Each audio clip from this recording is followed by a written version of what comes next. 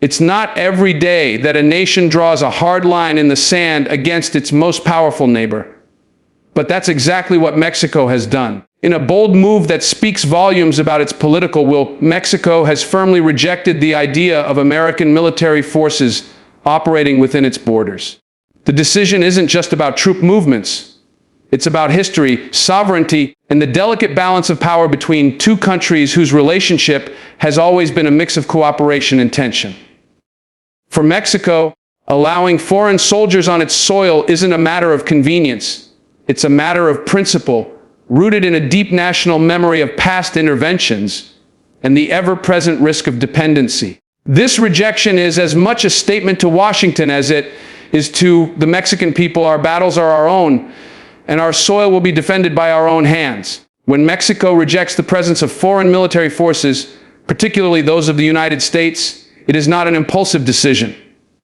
It is the culmination of historical scars, cultural memory, and a deep-rooted philosophy of sovereignty. To truly understand this stance, we must step beyond the headlines and into the psychological and national identity that fuels such a choice. For Mexico, sovereignty is not merely a political term. It is an existential truth.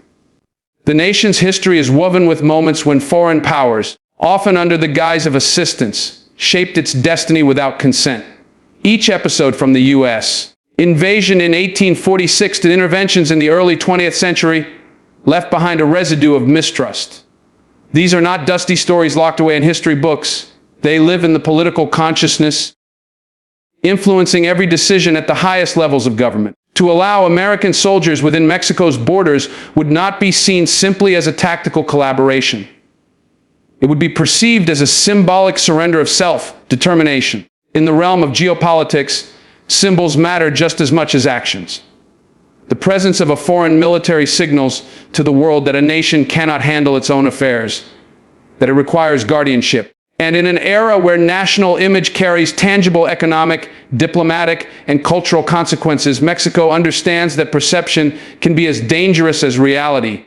But the decision is also anchored in a deeper human truth. At the psychological level, independence is tied to dignity. A person who relinquishes control over their home to another, even for reasons of safety, feels the subtle erosion of agency. Nations operate in much the same way. By rejecting American forces, Mexico asserts to its citizens and the world, we are capable of defending our own home. This is more than politics, it is a reformation of identity. Without such affirmations, a people begin to lose the belief in their own capacity to govern themselves, and from there, dependence grows quietly but steadily. Critics might argue that cooperation with a powerful ally like the United States could speed up solutions to pressing issues like organized crime and drug trafficking. But Mexico's leadership likely sees a trap in this logic. Once a nation grows accustomed to external muscle, it may never fully develop its own. Worse, foreign intervention, no matter how well-intentioned, risks undermining domestic institutions, both in their authority and in their legitimacy. Citizens may begin to view their own police, military, and legal systems as inadequate, preferring the intervention of outsiders. Over time, that erodes the very structures that sovereignty is meant to protect. In a world where geopolitical pressures are intensifying, Mexico's refusal is an act of strategic self-respect.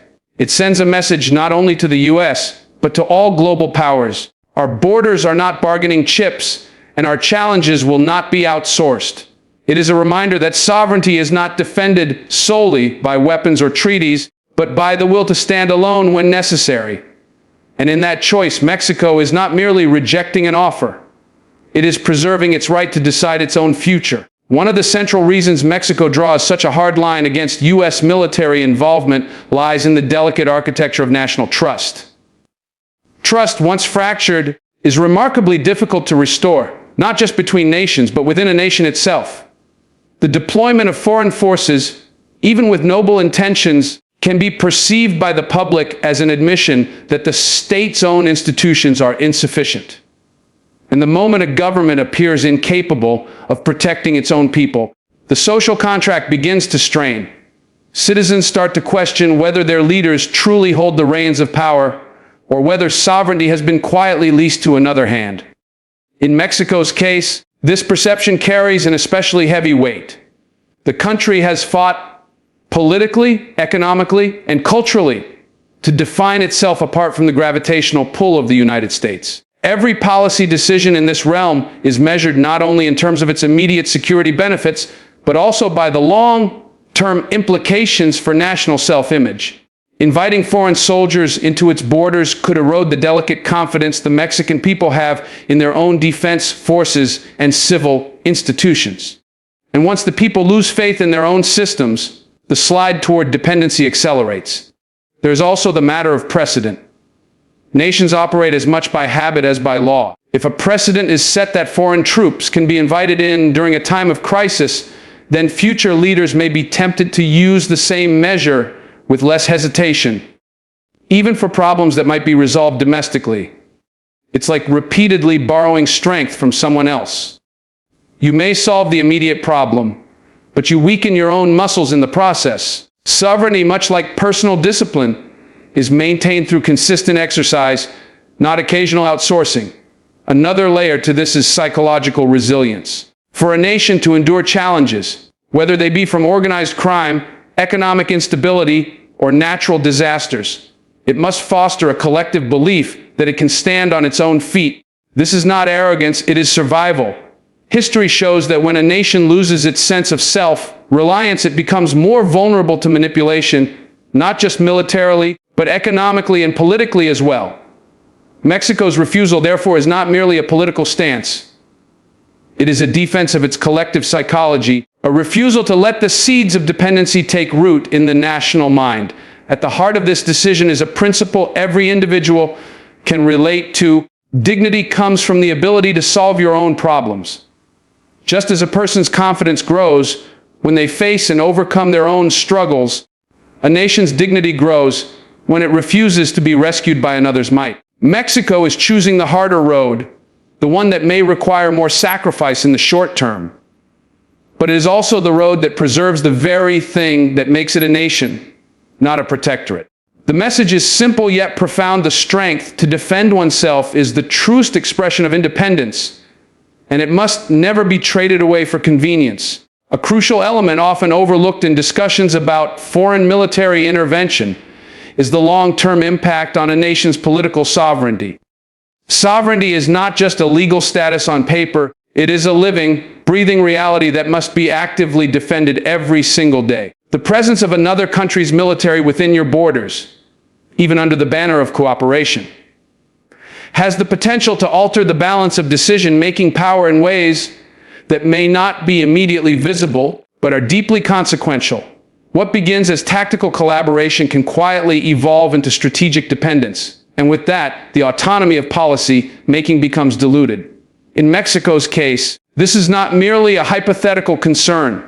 History, both Mexico's own and that of other nations, offers countless examples where military assistance came bundled with political strings. Over time, the foreign partner begins to expect a say in how internal affairs are managed, using its presence and resources as leverage. This can create a subtle but persistent pressure on leaders to align their policies with the priorities of the assisting nation, even when those priorities do not perfectly align with the interests of their own citizens. Sovereignty erodes not through sudden conquest, but through a gradual shift in who holds influence over critical decisions. This is why Mexico's rejection of U.S. military involvement is not simply about the immediate security question. It's about safeguarding the future capacity to govern without external interference. Once a country becomes accustomed to foreign military support, reversing that reliance becomes politically and logistically difficult. The infrastructure, intelligence networks, and operational protocols become intertwined. Breaking free from that arrangement would require not only political will, but also the rebuilding of entire systems that have become dependent on outside resources. The philosophical depth of this decision rests on a fundamental truth. Autonomy is not an abstract ideal, it is a form of power. A nation that cannot unilaterally determine its own course is not fully in control of its destiny. And destiny, in the geopolitical sense, is shaped by 1,000 daily choices. How borders are secured, how laws are enforced, how diplomacy is conducted. To cede even partial control over these areas is to begin walking down a slope that may eventually lead to losing control altogether. The modern world is rife with examples of countries that accepted military help only to find themselves bound by the political agendas of their so-called partners. Once the precedent is set, the partner's influence becomes normalized, and the idea of completely independent governance starts to feel less realistic. This is not merely a matter of pride, it is a matter of survival as a truly sovereign entity. Mexico's position sends a clear and resolute message: political sovereignty is worth defending not just from visible threats, but from the slow, creeping compromises that can undermine it from within. The lesson for the rest of the world is equally clear. True independence is not lost in one decisive moment. It is surrendered gradually, in small concessions and less guarded with unyielding vigilance. There is another layer to this discussion that moves beyond politics and into the realm of national psychology, the collective mindset of a people when it comes to security and self-reliance. When a nation begins to rely on another country's military for protection or crisis management, it's not just infrastructure and logistics that shift. The mindset of the people begins to shift as well. A subtle but profound psychological dependency starts to form. Citizens may begin to believe, consciously or not, that their safety ultimately rests in the hands of foreign powers, and that belief erodes the internal drive to build and strengthen their own capacities. This is not a matter of stubborn pride, it is a matter of resilience. Nations, like individuals, need to cultivate the ability to solve their own problems, because that capacity is what allows them to weather the storms that inevitably come. If you outsource your ability to defend yourself, you also outsource a measure of your confidence, your identity, and your resolve. Over time, that can produce a culture of dependency where the instinct to act decisively is placed by the habit of waiting for outside rescue. Mexico's rejection of foreign troops is not merely about rejecting another country's presence. It is about affirming to its own people, we are capable. We will face our own challenges with our own strength. That message matters deeply because it reinforces national unity and reinforces the idea that the solutions to Mexico's problems must come from within.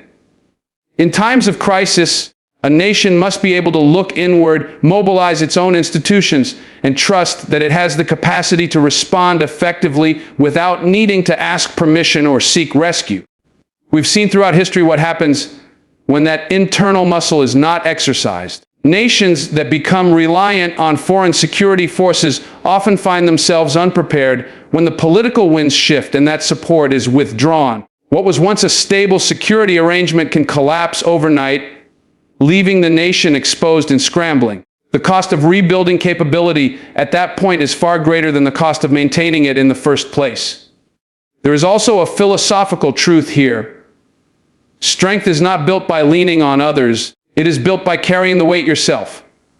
Every challenge faced without external crutches builds the discipline, strategy, and resourcefulness that form the backbone of true sovereignty. It is in the act of facing difficulties with our own hands, our own minds, and our own willpower that we grow into a force capable of shaping our own future.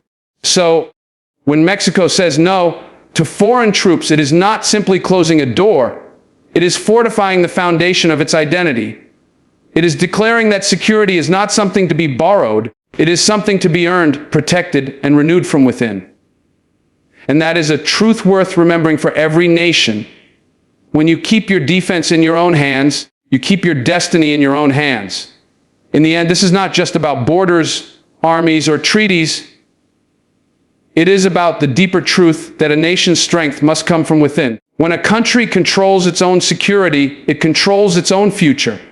That principle is as true for nations as it is for individuals. The moment you outsource your resilience, you begin to lose it. Mexico's refusal to allow foreign troops is more than a political decision. It is a statement of self-respect, a commitment to sovereignty, and a reminder that true independence is measured not by what you declare on paper, but by what you are willing and able to defend in reality. And in a world where power can shift overnight, the nations that endure will be those who never forget that their destiny rests in their own hands.